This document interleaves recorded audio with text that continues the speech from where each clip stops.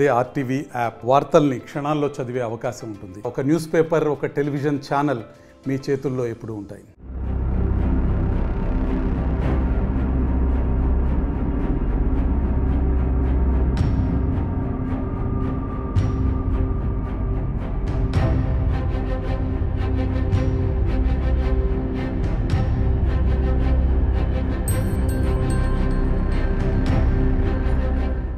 ఆఫీసులో సబ్దర్ అని ఒకరు, ప్రవీణ్ ఒకరు, ఇంకొకరు అటెండరు డబ్బులు వసూలు చేసేది. సాయంత్రానికి అంతా పంచుతారు.